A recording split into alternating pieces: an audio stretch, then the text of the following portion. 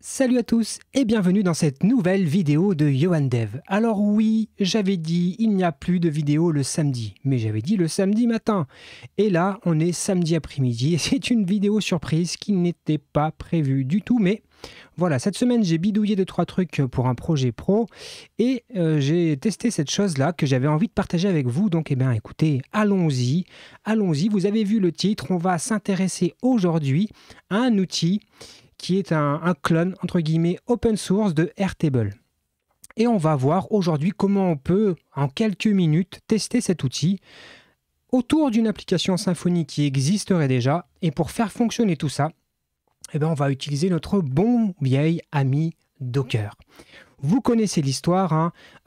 Avant de commencer, on s'abonne si ce n'est pas le cas, on met un petit pouce bleu maintenant ou à la fin évidemment, et puis vous pouvez laisser un commentaire, ça fait toujours plaisir. Allez, on perd pas de temps, on se met en full screen, regardez ça maintenant, hop, on fait même des petites introductions. Donc comme je vous le disais aujourd'hui, on va tester NocoDB avec un projet Symfony et on va orchestrer entre guillemets tout ça avec notre ami Docker. Donc, comme je vous le disais, NocoDB, c'est une solution alternative à Airtable. Alors, je vais le dire dès maintenant, hein, ça ne couvre pas tout ce que fait Airtable, mais le projet est quand même très prometteur et c'est intéressant, je pense, d'aller regarder un petit peu ce qu'il y a à nous proposer. Donc, concrètement, le projet aujourd'hui, c'est quoi? On va prendre le projet de démonstration de Symfony. Vous savez, ce projet qui contient déjà toute une application Symfony déjà développée. On va faire en sorte que ce projet utilise une base de données MySQL avec Docker, parce que par défaut, ça utilise un fichier SQLite. Ensuite, nous allons lancer une instance de NocoDB avec Docker toujours, et nous allons essayer de voir comment NocoDB va pouvoir se connecter à notre base de données et qu'est-ce qu'on va pouvoir faire. Et vous allez voir qu'on va bien s'amuser. Est-ce que vous êtes prêts? Parce que moi, je suis chaud bouillant et en plus, il fait chaud tout court. Donc allez, c'est parti, ne perdons pas de temps. Donc ça, eh bien, c'est le site de NocoDB. On va avoir l'occasion d'y retourner tout à l'heure. Et ça, eh bien, c'est le dépôt GitHub du projet Symfony Démo Application, tout simplement. Donc, qu'est-ce qu'on va se faire? On va se copier ici, hop, l'adresse du dépôt. Et moi, je vais me mettre dans une ligne de commande. Je vais peut-être d'ailleurs la zoomer un petit peu plus, voilà. Et on va se faire un git clone du dépôt démo. Et on va se lancer ça tout de suite. Parfait, ça télécharge, etc., etc. Et on va rentrer sans plus attendre dans notre répertoire démo, là où se trouve notre petit projet Symfony. D'ailleurs, ouvrons-le tout de suite. Hop, je ne suis pas au bon endroit. Ouvrons-le tout de suite dans un éditeur de code. Hop, c'est sur l'autre écran. Je le glisse ici. Parfait. Peut-être un petit peu grand, voilà. Et donc, ce que je vous disais, hein, c'est que par défaut, vous voyez le fichier .env, il pointe vers un fichier SQLite, et ils nous fournissent d'ailleurs déjà une base avec des données SQLite. Mais nous, on ne va pas vouloir utiliser ça. On va vouloir utiliser une base de données MySQL, ce que vous allez voir plus tard, que ça va nous intéresser pour se plugger dessus avec NocoDB, pardon. Donc on retourne ici dans notre petite ligne de commande et on va taper une commande super sympathique qui permet directement dans un projet Symfony de générer un fichier Docker Compose avec une base de données MySQL par exemple. Donc j'ai déjà eu l'occasion d'utiliser cette commande là, mais vraiment je la trouve super pratique. Donc c'est Symfony, hop, Symfony console make docker database. Hop, si je ne mets pas un espace ici, on va être un petit peu coincé. Alors, attendez, Symfony, make, docker, qu'est-ce que j'ai fait? Ah, bah oui, regardez, j'ai pas fait le composer install, donc ça ne peut pas fonctionner, les amis. Composer install du projet, évidemment, ça c'était quand même une chose importante à faire. Et maintenant, je vais avoir accès à cette fameuse commande, hein, Symfony console make docker database. Quand je lance la commande, il me demande quel type de base de données je veux utiliser. Je vais lui dire pour le coup MySQL, donc je vais mettre 0. Quelle version? Bon, on va dire la dernière version et c'est parti. Alors, qu'est-ce qui s'est passé en sous-main? Qu'est-ce qui vient de se produire? Eh bien, vous voyez là, notre petit dépôt, il nous dit « Ah, regardez, il y a un nouveau fichier qui a été créé qui s'appelle dockercompose.yaml et qui vient de décrire un service qui s'appelle database. Et vous allez voir tout à l'heure, ce database, il va être important. Et enfin, eh bien, on a ici les différents petits paramètres pour notre base de données. Donc, on lui dit qu'on utilise une image Docker MySQL dans la dernière version disponible. Et on va lui paramétrer quelques petits variables d'environnement. On va lui dire que le mot de passe de route, eh bien, c'est password. Et la base de données, ça va être main. OK. Allez, on va se lancer tout de suite le Docker Compose en faisant docker-compose up-d. De cette façon, hop, il nous lance automatiquement la base de données. Et puis on va aussi se lancer le serveur Symfony. On va faire un Symfony serve-d. Donc là, il nous l'a lancé. Si on le lance, vous allez voir que ça y est, le projet est lancé. Mais là, regardez ce qui se passe. Quand j'essaye de naviguer, il me dit quoi? Ben, il y a un problème, c'est normal, on n'a pas créé la base de données. Donc, allons nous créer la base de données. On va se faire un petit Symfony console doctrine database create pour lui dire de créer la base de données. Ah, il nous dit quoi? Qu'elle existe déjà. OK. Donc là, ce qu'on va vouloir faire, c'est appliquer des migrations. Sauf que, regardez bien, ce projet n'est pas fourni avec de migration. Il n'y a pas de migration. Nulle part, il n'y a des migrations. Donc, on va se les générer, il n'y a pas de problème. Hein. On va se faire un petit make migration. Voilà, regardez du coup dans le code, on a un nouveau répertoire qui fait son apparition et qui s'appelle migration. Et si on regarde le fichier, eh bien ça va créer les différentes tables qui constituent les entités de ce projet. Parfait. Maintenant, nous allons pouvoir lancer la commande où on va appliquer les migrations. Donc on va faire Symfony console, doctrine, migration, migrate, en raccourci d2.m, 2.m, 2.m, il y en a deux fois, hein, migration, 2.migrate. Il me demande si je suis OK, parce qu'attention, ça va s'exécuter sur la base de données main, et je lui réponds yes, je suis sûr de moi. Maintenant, désormais, si je vais ici, ça fonctionne bien, mais il n'y a aucun article, il n'y a rien, l'application est vide. Par chance, ce projet est fourni par contre avec des fixtures. Donc nous allons charger les fixtures. Allez, pour ça on va se faire un petit Symfony console. Hein. Celui-ci, on commence à bien le connaître. Et on va se faire tout simplement un doctrine fixtures load, en raccourci d2.f 2.l. Et on lance ça, il me demande si, attention, est-ce que je veux bien lancer la commande, puisque ça va complètement purger la base de données main. Je vais lui répondre yes. Et donc là, il va jouer les différentes fixtures et logiquement, désormais, l'application a bien des données de test qui nous sont fournies. Avec ce dépôt, il y a même une petite console d'administration, on peut s'y connecter, on a accès aux données. Parfait. Donc là, voilà, on a mis en place rapidement, hein, vous l'avez vu en quelques minutes, on a récupéré l'application sur un dépôt GitHub, on a lancé une base de données avec Docker et on a pu comme ça très rapidement commencer à travailler sur ce projet. Donc là, pour ceux qui ne sont pas convaincus par la puissance de Docker, bah vous avez vu, hein, c'est super pratique. Mais là où ça va devenir beaucoup plus intéressant, c'est maintenant qu'on va vouloir utiliser NocoDB. Le but du jeu, ça va être de lancer NocoDB et que NocoDB nous affiche dans une interface les données présentes en base de données. Donc, on va se rendre compte, quand on va sur le GitHub de NocoDB, qu'ils nous fournissent plusieurs façons d'utiliser l'application. La première, c'est qu'ils nous proposent de le déployer dans Heroku, c'est pas ce qui nous intéresse, mais ils nous disent, regardez, on peut utiliser Docker. Donc ça, c'est exactement ce qu'on veut faire. Et nous, on va vouloir utiliser NocoDB dans quel fichier? Bien, dans notre fameux fichier Docker Compose, puisque c'est ici qu'on explique comment on utilise, comment on décrit nos différents services qu'on utilise au sein de ce projet. Alors en fait, si on regarde un petit peu le dépôt de NocoDB, on voit qu'il y a un répertoire Docker Compose et il nous donne déjà des exemples finalement de Docker Compose qui peuvent faire fonctionner NocoDB. Donc on ne va pas réinventer la roue, on va prendre celui qui utilise MySQL et on va légèrement l'adapter. Donc là on voit qu'il lance une instance de base de données comme nous et ensuite il lance NocoDB. Donc on va récupérer toute cette partie-là, on va l'adapter un petit peu à notre projet parce que là on n'a pas besoin de quelque chose d'aussi sophistiqué entre guillemets. Voilà, on va essayer d'indenter ça de façon un peu plus correcte. Hop. Voilà, on est bon. On va pas mettre de dépendance, on s'en fiche. Ok, est-ce qu'on a besoin d'exposer tous ces ports? Je ne pense pas. Voilà, ça, est-ce que c'est bien indenté? Ouais, on va faire notre indentation à nous. Tac, voilà.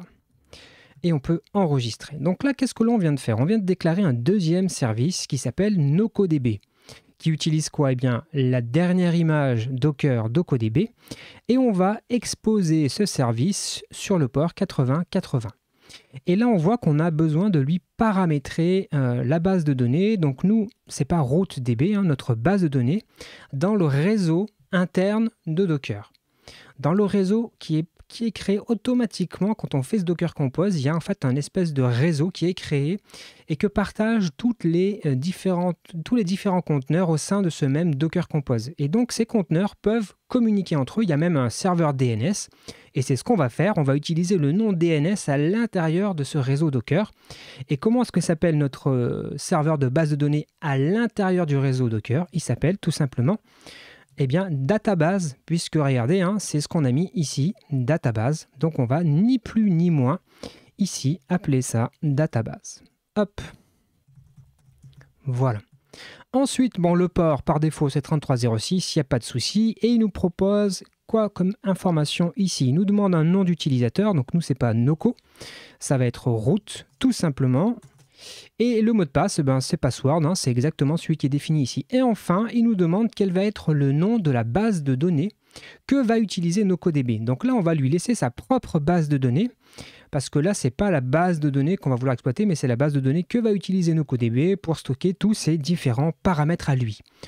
Donc on enregistre ce petit Docker Compose, on est bien, et on va aller faire un Docker Compose. Hop, Docker Compose, hop, -d, comme ça on va lancer ce nouveau conteneur. On voit qu'il vient bien de nous créer un nouveau conteneur qui s'appelle demo_nocodb1. Donc allons voir si on va sur 127.0.0.1 sur le port 8080, logiquement, on devrait avoir notre instance de NocoDB qui se lance. Donc là, on attend tranquillement pour voir ce qui se passe. Il devrait nous donner la main. Alors là, probablement qu'en tâche de fond, peut-être qu'il est en train de créer ces différentes tables dans la base de données MySQL. Il fait sa petite popote, on le laisse faire tranquillement et il va, en théorie, voilà, nous rendre la main. Vous voyez, qui nous dit que on va pouvoir maintenant transformer n'importe quelle database en un Airtable-like collaborative spreadsheet. Ça fait rêver. Allez, on va commencer tout de suite. Il faut qu'on commence par se créer un compte. Donc moi, je vais le créer avec mon adresse mail. Voilà, hop. Et on va se mettre un petit mot de passe. On va se mettre test 1, 2, 3, 4. Est-ce qu'il est content? Non, il n'est pas content. Alors attendez, je vais en mettre un plus complexe, c'est pas grave. Voilà, celui-ci, il passe. Et je m'enregistre. Donc là, ça va créer ça dans la propre base de données de NocoDB. Et maintenant, on va pouvoir créer plusieurs projets dans cette instance de NocoDB. Et nous, on va vouloir faire quoi? Vous vous en doutez, on va vouloir se plugger d'une certaine façon sur la base de données de notre projet Symfony, rappelez-vous, celui-ci, avec ses différents articles. OK. Donc, on va ici faire New Project, Create by Connecting to an External Database. Eh bien, c'est exactement ce qui nous intéresse. Et dès le début, vous voyez qu'il nous propose d'ailleurs deux possibilités. On va pouvoir créer une interface graphique dans NocoDB, un petit peu à la Airtable, mais il nous propose aussi en même temps de mettre à disposition les données de ce projet soit dans une API REST, soit dans une API GraphQL. Donc c'est dès le début du projet qu'il faut choisir. Là, on va faire le test avec REST, mais on aurait pu choisir l'option GraphQL. Vous avez vu, c'est super simple. Alors enfin, il faut qu'on renseigne évidemment les données du projet. Donc là, on va l'appeler démo REST, comme ça on sait que notre projet s'appellera démo REST. On veut se connecter sur une base de données de type MySQL, c'est précisément ce qui nous intéresse. Lot, le serveur de base de données, dans le contexte Docker toujours, c'est database. Sur le port 3306, le username c'est root, le mot de passe c'était password et la base de données, eh bien la base de données de notre projet Symfony, c'est main. Et si vous voulez en être certain, si vous ne vous en souvenez plus, vous pouvez cliquer ici dans la debug bar, voir dans serveur paramètres, et si on tape database, vous voyez que database, on voit bien que c'est main qui est ici, donc on n'a plus de doute, on sait que la base de données qu'on veut utiliser sur ce serveur de base de données, c'est la base main. On va pouvoir faire un test, il nous dit quoi? Ben, c'est un succès. Donc on va lui dire OK et save-moi le projet. Et là, regardez, ça nous a pris quelques secondes, ça a été très rapide et on a déjà accès ici dans Table, eh bien on a toutes les bases de données de notre projet, on peut les voir tout de suite, vous voyez, il n'y a pas de problème, on y a accès immédiatement et ça je trouve ça assez incroyable. Pareil, hein, si je vais sur les postes, ben vous voyez que j'ai bien accès à tous les postes. Donc par exemple, si on prend celui-ci, là, le lorem ipsum, est-ce qu'on peut pouvoir l'éditer? On va tester ça, on va marquer test à la place. Et voilà, là j'enregistre et regardez, si je viens ici et que je fais un F5, eh bien ça m'a mis à jour instantanément, vous avez vu, il n'y a pas de souci, ça marche vraiment de façon extrêmement simple. Si je veux gérer le submari, on va mettre enfin, le petit résumé. Hop, est-ce que je peux l'éditer le résumé? Ouais, voilà. Test, test, test. J'enregistre. Et si je viens actualiser ici, pas de problème, ça m'actualise tout de suite les données. Donc là, vous imaginez déjà hein, ce que ça peut offrir comme perspective. Hein, ça donne tout de suite, de façon très rapide, une espèce de Airtable ou de Excel-like qui donne accès à vos données rapidement. Donc ça, c'est quand même plutôt pratique. Par exemple, on pourrait changer l'auteur. Hein, là, c'est Jane Doe. On pourrait changer l'auteur. Ici, on pourrait. Est-ce qu'il y a un auteur numéro 2? On va voir ça tout de suite. Si j'actualise ici, vous allez voir que eh bien, c'est John Doe, c'est plus la même personne, hein, on a changé l'utilisateur. Donc ça, et moi je trouve ça vraiment assez incroyable finalement de pouvoir faire ça. Et ce qui est super intéressant et que vous pourriez aller expérimenter, c'est par exemple vous souhaitez partager cette vue un petit peu synthétique avec un utilisateur. Je ne sais pas, alors il faut imaginer une autre application hein, que celle d'un espèce de blog, hein, mais vous pourriez ici créer une vue partagée et regardez, automatiquement ça va vous générer une petite vue comme ça sous forme de tableau. Donc dans certains cas d'usage, avec des données peut-être métiers pour une application autre chose qu'un blog et des articles, ça pourrait être intéressant de partager cette vue. Vous avez vu à quel point c'est super simple. Hein. Un clic, j'ai géré cette vue-là. Vous pourriez tout à fait insérer entre guillemets cette vue-là dans une application. C'est possible. La personne va pouvoir filtrer les choses comme ça. Vous avez vu, c'est super simple, super pratique, vraiment extrêmement rapide. Donc ça, on se rapproche hein, vraiment de ce que propose Airtable. Alors, ce que propose aussi NocoDB, vous voyez, on peut créer des vues galeries. Donc ça, on va tester. Je n'ai pas vraiment testé. Oui, voilà, ça vous prépare une petite vue comme ça. Donc on pourrait faire en sorte de mapper, j'imagine, une image pour faire une vue plutôt sympathique. Et si je clique dessus, bon, ben, je tombe évidemment hein, sur les informations. Donc de cette façon, vous voyez, on peut rapidement créer des choses sympas. Et puis on voit aussi qu'on peut créer des vues. On pourrait par exemple se créer un formulaire. Alors voilà, c'est pas encore prêt. Vous voyez, la partie calendar, la partie Kanban et la partie forme n'est pas encore designée, n'est pas encore disponible, mais ça va venir. Et donc, eh bien, imaginez demain, hein, vous créez votre petit système, vous avez une ancienne application Symfony, par exemple, vous souhaitez petit à petit utiliser d'autres outils ou connecter d'autres choses dessus, eh bien, peut-être qu'avec NocoDB, ça va vous offrir des perspectives. Et notamment, et c'est là où ça va devenir super intéressant, c'est que là, automatiquement, à partir du moment où on a utilisé NocoDB, on a automatiquement une API qui a été mise à disposition. Et ce qui est vachement bien, c'est qu'ils nous fournissent d'ailleurs tout de suite, automatiquement, une documentation sur le format Swagger. Donc Swagger, qui est vraiment la documentation que vous avez probablement l'habitude d'utiliser, qui est celle qui a par exemple sur API Platform, hein, c'est exactement le même principe. Et donc là, qui nous présente eh bien, tous les endpoints qui sont déjà disponibles automatiquement dès que vous utilisez NocoDB. Et vous voyez qu'il y a déjà pas mal de endpoints. Donc la première chose à faire, c'est de se loguer. Donc là, il va me demander de lui passer une clé. Donc on pourrait se loguer, etc., etc. Mais quand on veut tester, qu'on veut aller vite, directement ici, on peut copier un token d'authentification. Donc je vais le copier-coller tout simplement ici et je vais m'authentifier. Comme ça, maintenant, eh bien, je peux naviguer tranquillement dans la documentation de mon API et faire des tests sur mes sur mes différents endpoints. Par exemple, si je veux récupérer eh bien, toute la liste de mes posts, eh bien, il me suffit d'aller sur ces endpoints-là. Je vais le tester tout de suite. Je ne mets aucun paramètre, hein, je passe tout par défaut. Et vous voyez que je récupère bien, eh bien ici l'ensemble de mes articles. C'est super, vous avez vu, hein, c'est avec, avec NoCoDB, le travail nous est pré-mâché, on n'a presque plus rien à faire. Donc ça, c'est l'une des possibilités super intéressantes, hein. Vous l'avez vu, on aurait pu aussi créer une base de données GraphQL au choix, c'est pas un problème. Vous pourriez d'ailleurs tout à fait le faire aussi. D'ailleurs, regardez, on va le faire, on va le tester tout de suite, hein. Je pourrais tout à fait faire un nouveau projet en parallèle, GraphQL, pas de problème. Mettre le nom du serveur de base de données, lui préciser le petit mot de passe, lui dire que la base de données s'appelle toujours main. Voilà, on va tester la connexion, parfait. Et en fait là, eh bien ça y est, voilà, j'ai créé ma base de données GraphQL. Et vous voyez qu'il nous met en plus le petit client GraphQL qui va bien. Et là, si je lance la connexion, bon voilà, il me dit qu'il faut que je me log, hein.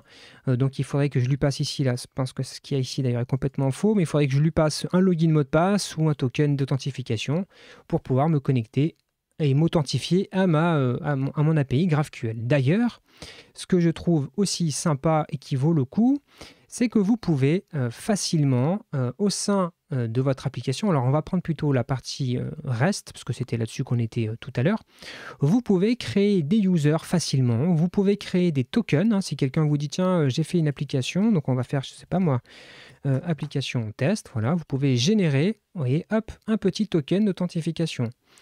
Si je le copie-colle, voilà, tac, et que j'ouvre l'application Swagger ici, que je me log avec ce nouveau petit token, eh bien voilà, j'ai pu me connecter sans problème. Et NoCoDB vous permet aussi facilement de créer des rôles au sein de votre API, au sein de votre application, au sein de l'accès que vous donnez dans NoCoDB. C'est super facile.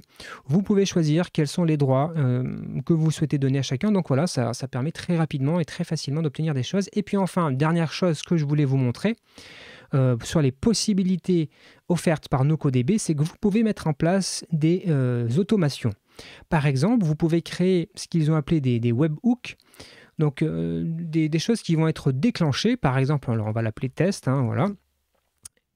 Donc je veux lui dire par exemple, après chaque insertion dans la table comment, je veux que si la condition suivante est remplie, alors je ne sais pas, on peut lui dire hop, si le champ, j'en sais rien, content,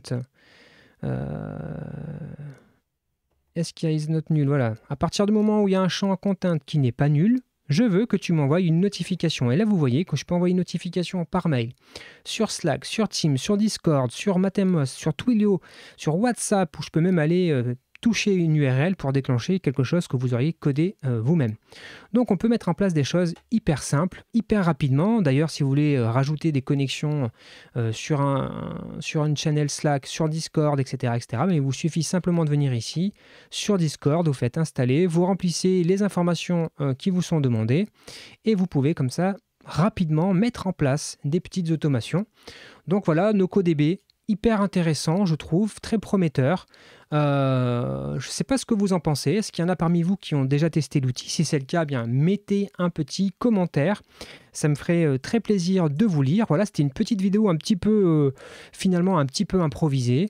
J'ai testé ça dans la semaine pour un projet, justement, on avait ce besoin-là de rapidement mettre à disposition les données sous cette forme-là, un petit peu à la Airtable ou à la Excel.